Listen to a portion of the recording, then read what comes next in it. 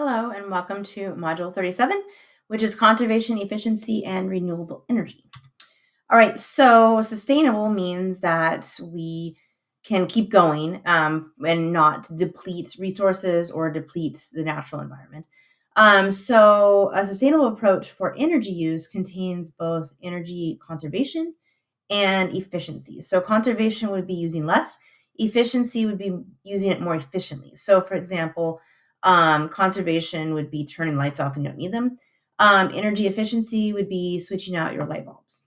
So instead of using an incandescent light bulb, you're using a LED. So they're both the least expensive way and the best way to go about it. So if you're going to ask people, conservation is the best. So simply just it costs somebody nothing to turn off the lights. It actually saves you money. Or carpooling, or not wasting. You don't need every light in the house on. Things like that. So that's easy to do. Conservation. Efficiency is a little bit harder. It does require some upfront costs. So if I'm switching out my light bulbs, I have to buy the light bulbs. But those are the two easiest things. Asking someone to switch from, their gas water heater to an electric water heater and putting solar panels on their house, that's much different. So conservation is the easiest out of those.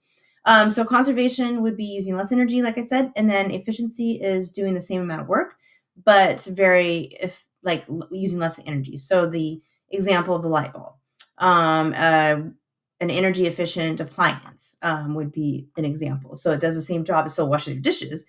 It's just doing it with a more efficient way. So it's using less energy.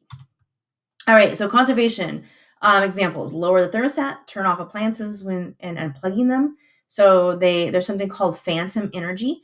And so if you have something plugged in, like for example, your TV or computer, so even if you're not using it, the light is still on. It's still waiting for the remote to turn it on. So it's still using energy. And so that's called phantom energy, when it's not really on, but it's not really off either. And so different things that governments can do, government programs like tax incentives, rebates, tiered rates. So if you use less energy in the middle of the day in the summer, they give you a lower rate than if you use it at night. I'm sorry, in the middle of the summer, if you use energy more at night, they give you a lower rate than if you're using more energy during the day. And so PG&E does this. The city of Reading doesn't do this, but PG&E does. But City of Reading does give tax breaks or rebates, anyways, for certain appliances if you were to upgrade to something more efficient. And so here's an example of the tiers. So 19 cents per kilowatt hour. So that's if you're in tier 1. If you go over that, so let's say you use more energy or you're using energy in the middle of the day, it might be this 42 cents per kilowatt hour. And then the energy that you use at night might be charged this or this. Or simply just if you go over the allotted amount of energy, then you're going to go to this tier. And then if you go over that, you go up to this tier. So it kind of is an incentive, a money incentive for people to conserve. All right, so peak demand. So here in California, I think even a few months ago, there was peak demand, so a brownout. So basically a brownout is when we know that we're not going to have enough energy, and energy is made on demand. So energy can't be stored. We can't just make energy and just save it for when we need it.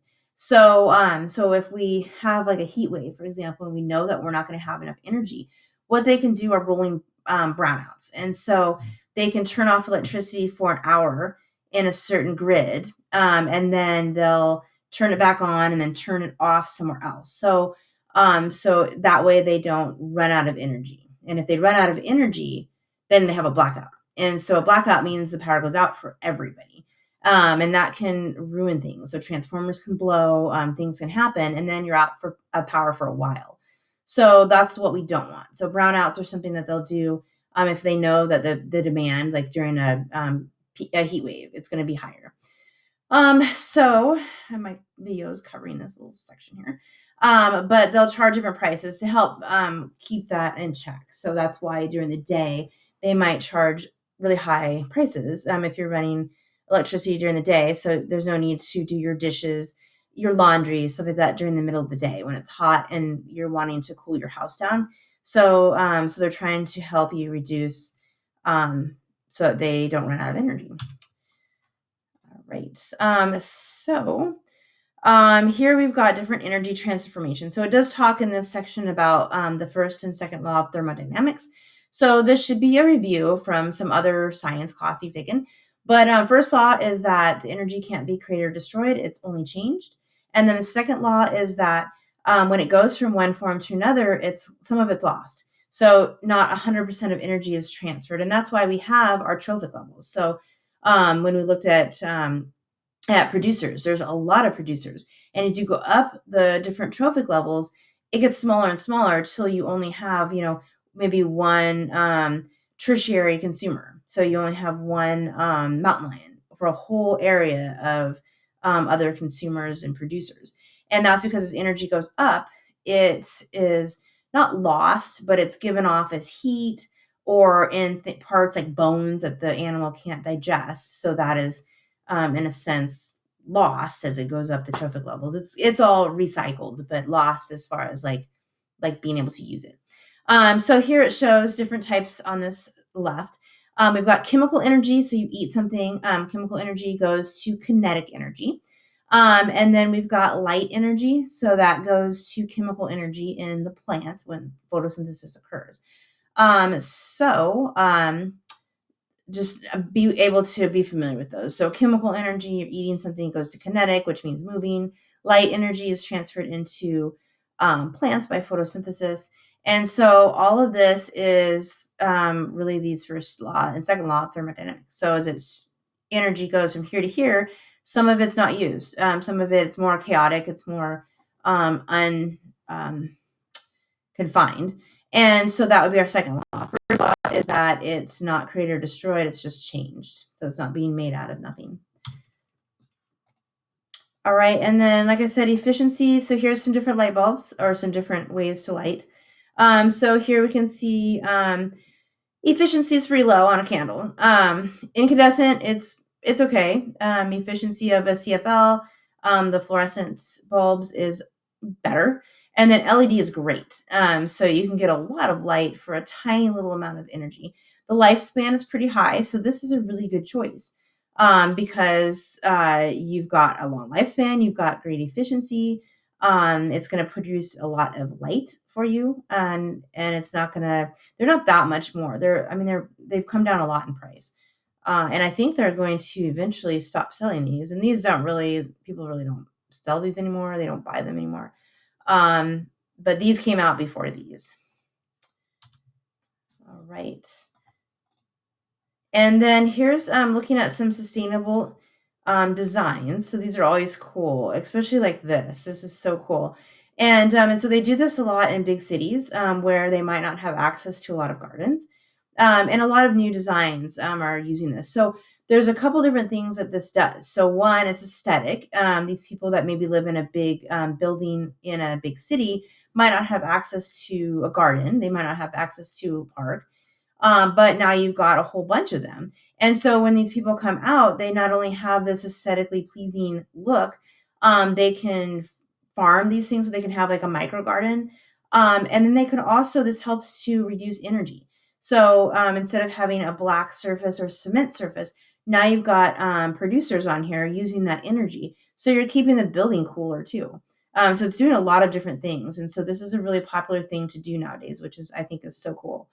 And so looking at this house, same thing. So they've got several things going on. So one, you've got a shade tree. So that's really important here in Reading to have trees. A skylight. So they're letting natural light in so that they don't have to turn their light bulbs on. High efficiency windows. So they're not allowing, maybe they're double or triple paned windows. They've got adequate insulation. And then down here, they've got a heating and cooling system that is efficient. So a high efficiency machine. And then they've got insulated wall and basement floors. And then hopefully, this really isn't part of this like energy, but they've landscaped for their climate. So in Reading, this probably wouldn't be a good idea, having a whole bunch of grass all over the place. So, but this might be. So bushes and things that grow here. And then also orientating your house. I lived in a house once that all my windows face the west, which is horrible. So it was so hot in the house all the time. And so that's because the sun sets in the west, and the last thing you want is afternoon sun beating in on your windows in the summer. So notice how this house, the front of this house, would be facing south. So here in the northern hemisphere, the reason you'd want to do this is because in the summertime the sun is overhead more because of the way the earth is tilted. So the sun would not be necessarily shining into these windows, unless you have a shade tree, but they're not shining into the windows because it's more higher.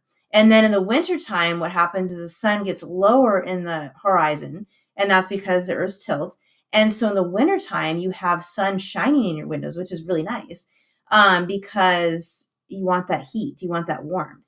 Um, so if you can, I know it's kind of difficult, but if you can, in the northern hemisphere, this is how you want your house orientated. So you want the least amount of windows on the west side. You want your house facing south, and that's so that you can maximize the winter sun and minimize the summer sun on your house. And so here's an example of that. So this is what I was talking about. So in the summer, the sun is higher. And so notice how the eaves are not allowing the sun to really directly shine in. So the sunshine might be hitting down here, but it's not directly shining in these windows. And then in the winter, the sun is lower. And so now it's shining in, and you get that nice warmth sun, and it's helping to heat your house. And then they also have a heat absorbing floor, which is kind of cool. So in the winter time, those tiles can help absorb heat, and that helps to heat their house, and they don't have to use energy to heat it. They're using the natural energy of the sun. And then in the summertime, obviously you don't want that. So they do have a window shade if they need it for the winter, but around here it's nice to have that in there. So that's called passive solar. So passive solar means you've done nothing. You've just orientated your house differently, but you have done nothing as far as like investment goes. You haven't bought anything.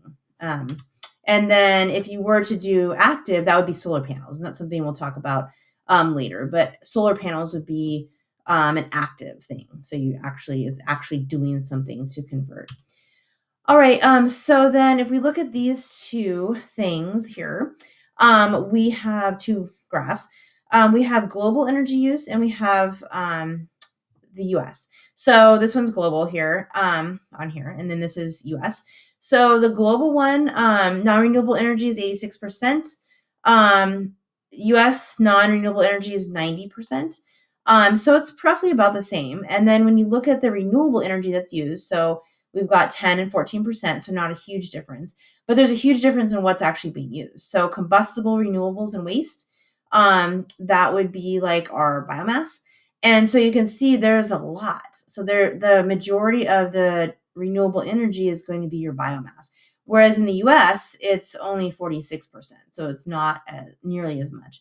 And then we've got a lot of these things: hydroelectric, wind, geothermal, solar. You really don't see that in other countries. And this is mostly because the majority of countries are developing countries. So aren't a lot of countries that are highly developed countries like the US and a lot of Europe. And so they don't have the access to solar panels and geothermal power plants and nuclear energy and all kinds of things. So they're doing things like dams. They're doing things like burning waste, burning garbage, things like that, or burning trees and stuff. And then all of this solar, wind, geothermal is all lumped into this small little category because it's expensive, and so it's just not heavily used. All right, and that's it.